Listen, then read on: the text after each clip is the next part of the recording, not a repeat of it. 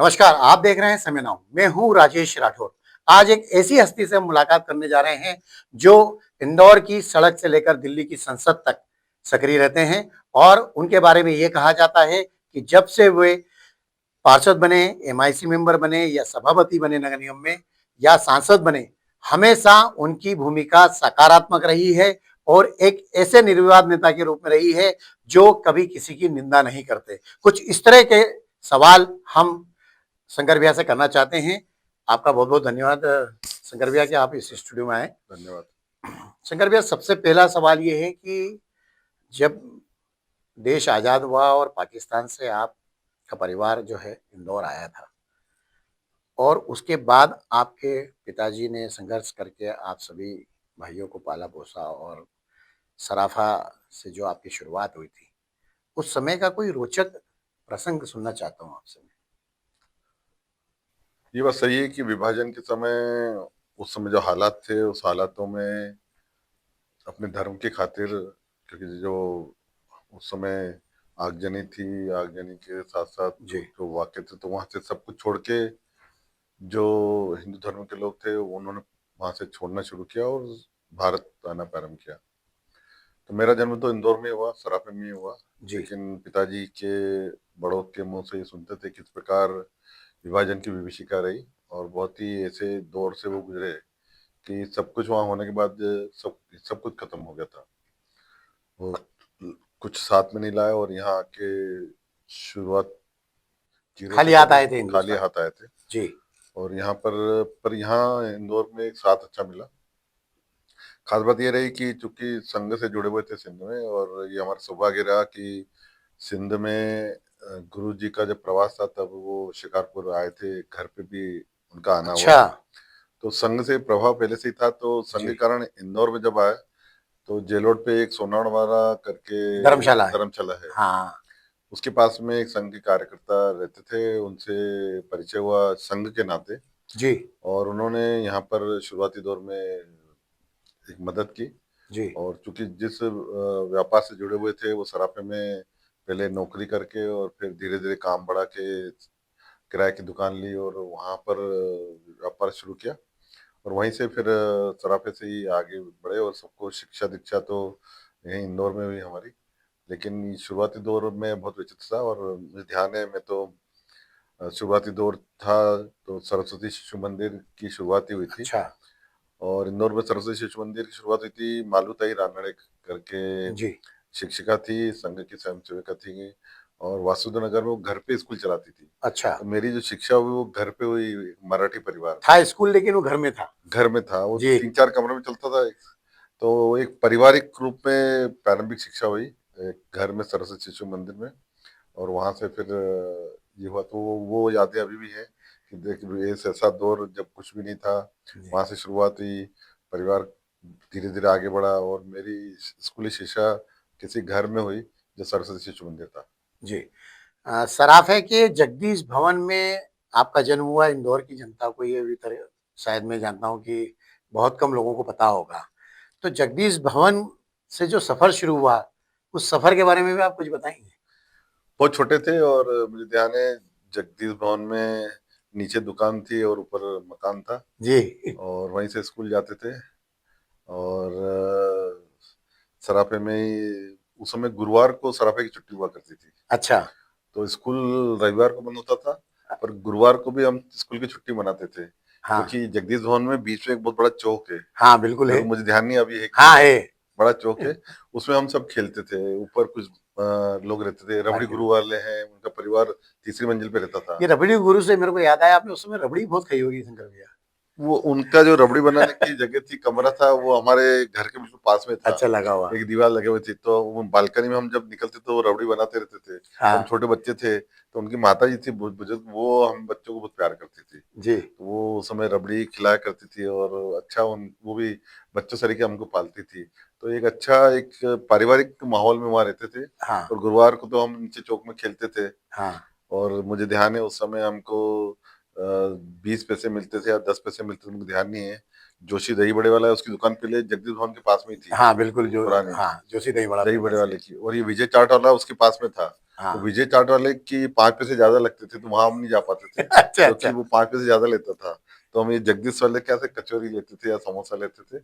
हम्म। तो हमको एक रोज कचौरी मिलती थी या एक समोसा मिलता था, उसका इंतजार रहता था हमें रोज, क्या हाँ। कचौरी खाने अब शाम को जाएंगे हम। और रबड़ी तो मुफ्त में मिल जाती थी, रबड़ी पड़ोसी दे मुफ्त दो। में मिल जाती जगदीश भवन में जब आपका लालन पालन हुआ, और जैसा भी आपने बताया कि एक घर में चलने वाले स्कूल में, लेकिन बड़ी बात है कि सरस्वती शिशु मंदिर जो एक संस्कारों की पाठशाला कही जाती है, उस समय से ही क्या आपके अंदर जो है ये भाव आ गए थे कि आपको इस देश की सेवा करना है, इंदौर के लोगों की सेवा करना है, बजाय आपको जो है कोई व्यापार वैसा है या नौकरी करने की? नहीं, उस समय तो नहीं आया था, थोड़ा बड़ा होने के बाद आया था जी। स्कूल में तो ये ध्यान नहीं गया। स्कूल के बाद जब कॉलेज की शिक्षा हुई तो उस समय मेरी शिक्षा मुंबई में इंजीनियरिंग कॉलेज में हुई थी। अच्छा। तो बॉम्बे से मैंने बीटेक किया था, वहाँ हाँ। सर्विस भी की थी। लेकिन मुंबई में जिस प्रकार के हालात है ना अभी भी हैं, यानी फास्ट लाइफ, बहुत फास्ट लाइफ है, और थोड़ी मॉडर्न लाइफ भी है। Modern life. हमारी जो कल्चर है थोड़ा इंदौर का अलग है थोड़ा, और सरस्वती शिशु मंदिर जाग गया होगा फिर। जाग गया तो वहाँ का थोड़ा कल्चर और फास्ट लाइफ थोड़ा ऐसा मैच नहीं कर रही थी, तो मैं वापस आ गया। लेकिन जो कॉलेज से सर्विस करने के बाद जब मैं आया, मैंने यहाँ भी सर्विस की। अच्छा। एक देवास में मफतलाल मिल थी, वहाँ मेंटर है फैब्रिक्स वाले, हाँ मतलब। तो वहाँ मैं सर्विस भी की थी। पर उस समय ऐसा लग रहा था कि अच्छी अपॉर्चुनिटी थी, यानी सर्विस अच्छी थी, पर मुझे लगा कि हम नौकरी कर सकते हैं, परिवार को पाल सकते हैं। लेकिन अगर हमें कुछ समाज में करना है तो हमें सामाजिक क्षेत्र में, राजनीतिक क्षेत्र में आना चाहिए, क्योंकि पृष्ठभूमि संघ की थी। और मुझे ध्यान है 1965 में पिताजी एक बार चुनाव भी लड़े थे नगर निगम का। अच्छा। और उस समय वो नगर निगम का चुनाव जो था वो जयरामपुर कॉलोनी से लेकर अपने दशरथ मैदान के सामने जो बस्ती है, घनश्याम शेठ जी रहते हैं, हाँ। महावर नगर, यहाँ तक एक वार्ड था, तेजपुर गढ़बड़ी उसमें आता था। अच्छा। पर उस समय कांग्रेस का अच्छा माहौल था, तो 25-26 वोट से वो हार गए थे। हाँ। लेकिन वो पृष्ठभूमि संघ और जनसंघ उस समय जनसंघ का दीपक था दिया। पिताजी के चुनाव में आपने काम किया? बहुत छोटा था मैं। हाँ। मैं पहले जो चुनाव में काम किया सत्यवान सिंघल जी के। अच्छा अच्छा अच्छा। जो साटा बाजार में गिरधर टेंट हाउस है, वो सत्यवान सिंघल उस समय संपन्न लोगों में से माने जाते थे। हाँ। और वो लोग सब, उसमें मैंने काम किया था। तब बिल्ले बांटते थे और झंडे लेके साइकिल पे घूमते थे। हाँ। साटा बाजार से लेके सराफे हम घूमते थे। वो पहले चुनाव में मैंने काम किया। पिताजी के चुनाव में तो बहुत छोटा था, 5-6 साल का था, तो नहीं कर पाया। पर ये सत्यवान सिंघल जी के चुनाव में मैंने काम किया। उसके बाद तो हर चुनाव में कहीं ना कहीं काम करने का। ये राजनीतिक महत्वाकांक्षा या राजनीतिक लाइफ का दौर कब शुरू हुआ फिर?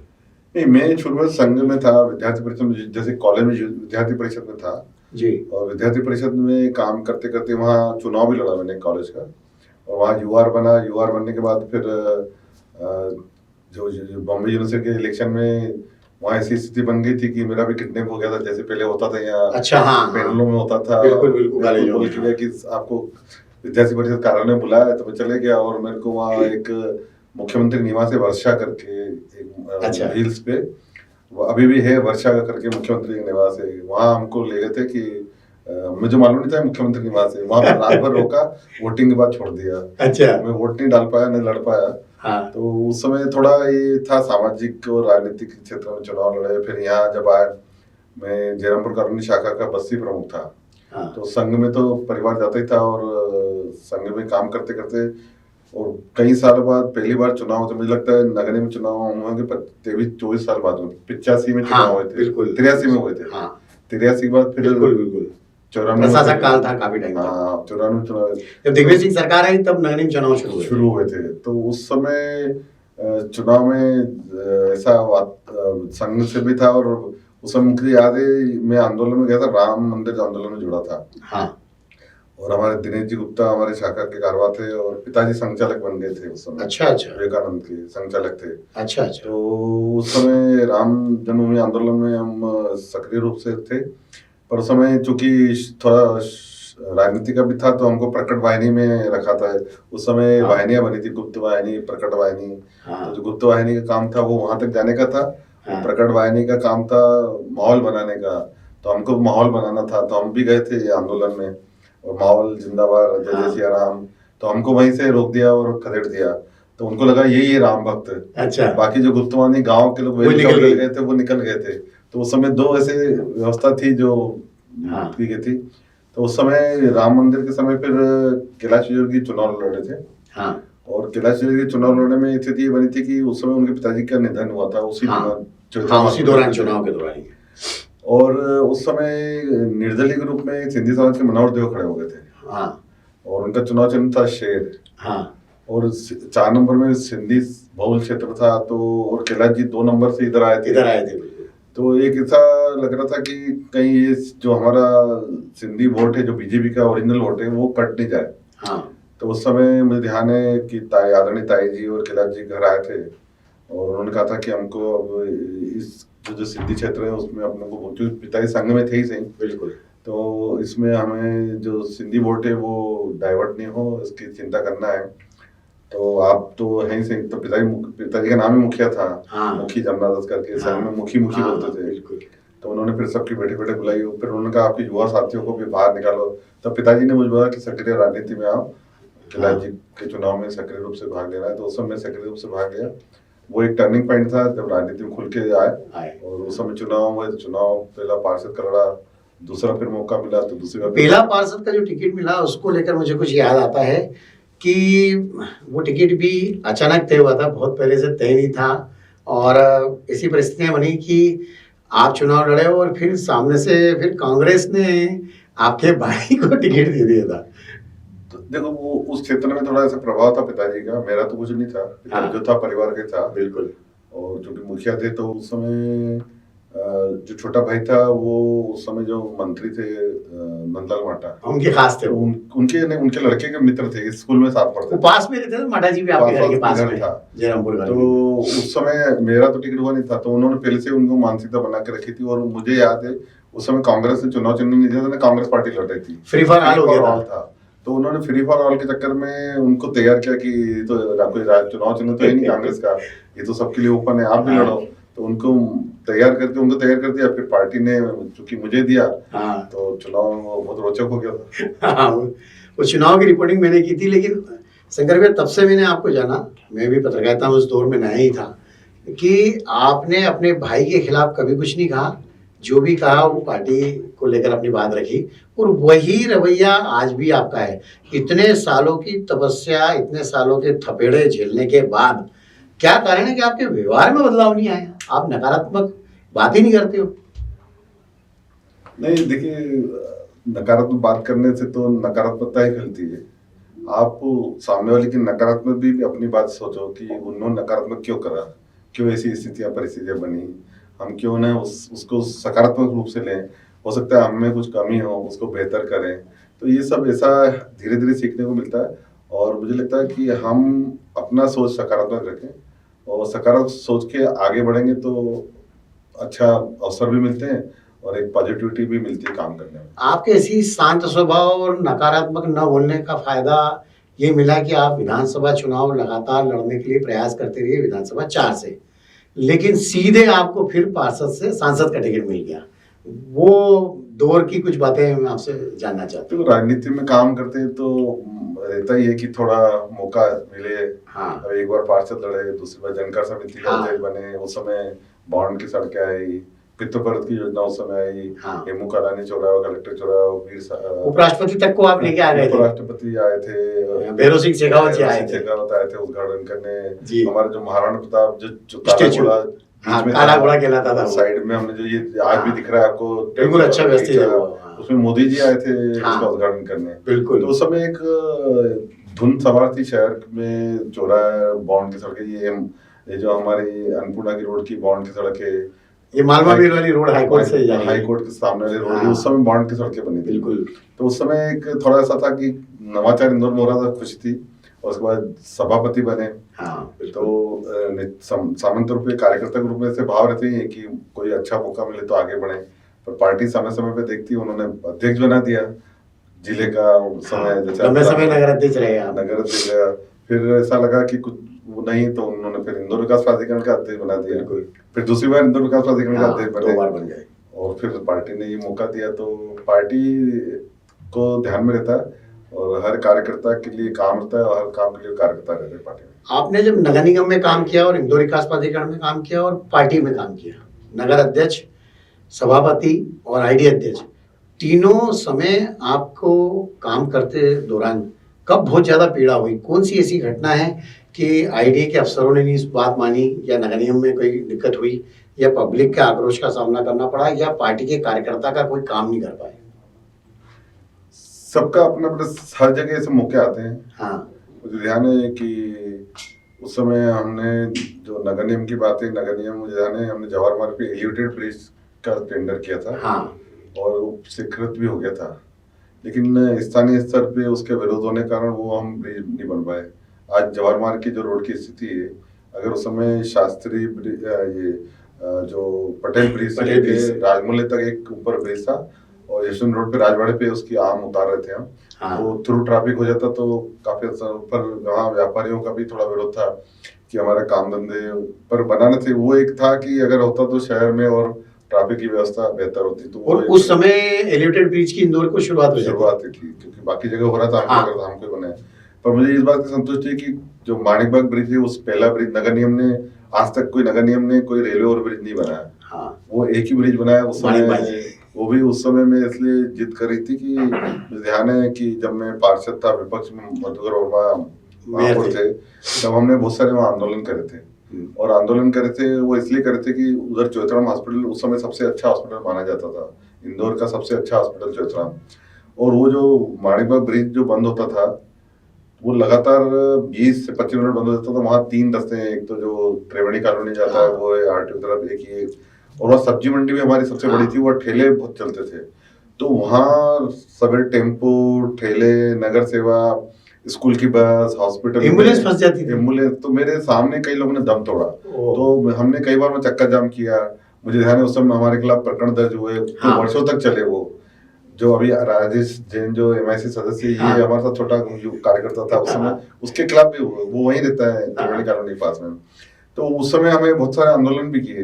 तो मेरे मन में एक बात थी कि इस रेलवे ओवरब्रिज बनानी थी उस पर, चूंकि उस समय सरकार प्रदेश में हमारी नहीं थी, देश में भी उस समय हमारी नहीं थी। तो हमने नगर निगम निर्णय लिया, बहुत बड़ा निर्णय था। कैलाश जी उस समय महापौर थे। उस समय ये लग रहा था कि मैं आर्थिक स्थिति ठीक नहीं, क्योंकि उस समय स्वच्छता कर्मियों को पगार देने के पैसे नहीं थे हमारे पास, बिल्कुल नहीं थे। और आर्थिक स्थिति ये थी कि शाम को 5 साढ़े 5 बजते थे, वहाँ कैलाश व्यास करते थे, उनका स्पीकर चालू हो जाता था कि हमारी मांगे पूरी करो।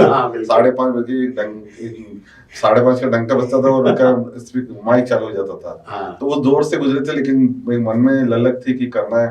और वो बहुत मेहनत के साथ वो ब्रिज बनाया था।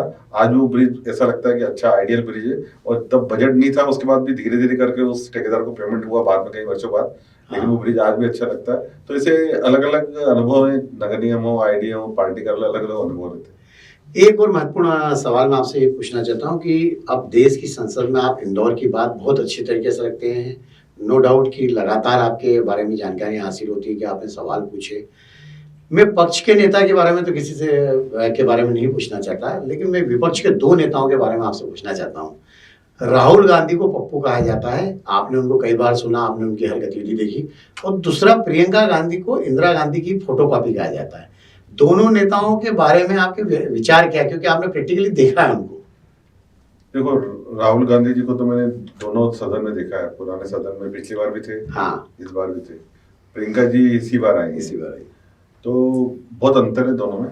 और दोनों में अंतर ये कि जो राहुल जी का जो अपनी बात करने का तरीका है, वो एक परिपक्व नहीं है। अच्छा। और कभी कभी वो जिस प्रकार का स्टेटमेंट दे देते हैं, वो खुद ही उसमें उलझ जाते हैं। तो मुझे कमेंट नहीं करना चाहिए, विपक्ष के LOP है, लीडर ऑफ ऑपोजिशन है। पर व्यक्तिगत जो मैं अनुभव एक सांसद के रूप में आप देखते होंगे ना उनको? हाँ, सांसद के रूप में ये बात सही है कि वो जिस प्रकार से अपनी बात रखते हैं उसमें उलझ जाते हैं, और एक गरिमा के साथ वो बात भी नहीं रखते हैं। और बात के जो तथ्य रहते हैं वो भी जिस स्तर के वो नेता है उस स्तर के नहीं रहते हैं। दूसरी तरफ जो आप बता रहे हैं प्रियंका, उसमें फिर भी एक बात रखने में एक अपना तरीका है उनका, और उस तरीके से वो बात रखती है। तो दोनों में बहुत अंतर है। आपकी नजर में राहुल से ज्यादा गंभीर प्रियंका गांधी हैं, जो अपनी बात संसद में रखती है? मेरे व्यक्तिगत तौर पर तो है। हाँ। अच्छा, ये जब आप संसद में बोलने के लिए खड़े होते हैं तो आमतौर पे मोदी जी तो यदा-कदा रहते हैं, लेकिन जब मोदी जी रहते हैं, तब आप इंदौर की जनता को बताएँगे कि संसद का माहौल कैसा रहता है?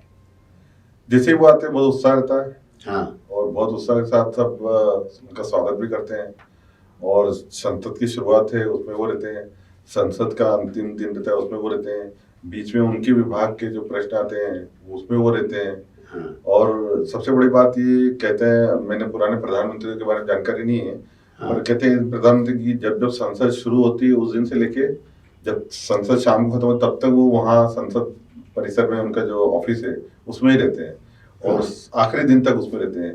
तो ये बहुत कम देखने को मिलता है कि संसद की शुरुआत से लेके सवेरे से लेके हम 11:45 बजे जाते हैं, पर बहुत समय माननीय मोदी जी 10:30 बजे ही रहते हैं वो अपने ऑफिस अच्छा, में, क्योंकि टारगेट उनका पहले आके दिख जाता है हमको कि उनकी गाड़ी आ गई। हाँ, तो 10:30 से लेके जब तक संसद चलती है तब तक वो अपने ऑफिस में रहते दफ्तर में। हैं और उनके यहाँ तो बड़ा टीवी लगे हुए हैं, सब उनको हाँ। गतिविधि दिखती रहती है संसद की। हाँ। तो उसके कारण संसद में एक उत्साह रहता है कि माननीय प्रधानमंत्री जी हैं और हम सब भी संसद में हैं। तो उत्साह तो रहता है, अंदर भी रहता है और वो ऑफिस में रहते हैं तब भी रहता है। डर तो नहीं लगता है ना कुछ? नहीं, बहुत सरल से हम मिलते हैं, कभी जैसे कभी विषय हो हम मिलना हो तो हम जाते हैं, तो मिलने का समय मिलता है हमको। एक आखिरी सवाल मैं आपसे पूछना चाहता हूँ, गुस्सा आपको कब आता है? कब गुस्सा आता है कि यार अब मैं अपनी भूमिका जो है से हट के गुस्सा करूँ, ये काम कर दूँ या ये कर दूँ? नहीं, देखो मानव शरीर है, गुस्सा भी आता है ऐसा नहीं है, पर बहुत कम आता है और जब आता है तो ज्यादा आता है। तो इसलिए सबसे ज्यादा गुस्सा राजनीतिक जीवन में कब आया आपको? आता है, कभी-कभी बहुत कम आता है, तो गुस्से को पी भी जाते हैं, पर कभी-कभी प्रकट भी होता है और हाँ। करते हैं, जहाँ अन्याय होता है वहाँ पर अपनी गुस्सा प्रकट करते हैं। धन्यवाद शंकर भैया, आप स्टूडियो में आए। एक बार फिर आपका धन्यवाद और आप देखते रहिए समय नाउ। प्योर एश्योर दूध और घी, माँ के प्यार सा, मिलावट से दूर, भरोसे से भरपूर, प्योर भी श्योर भी।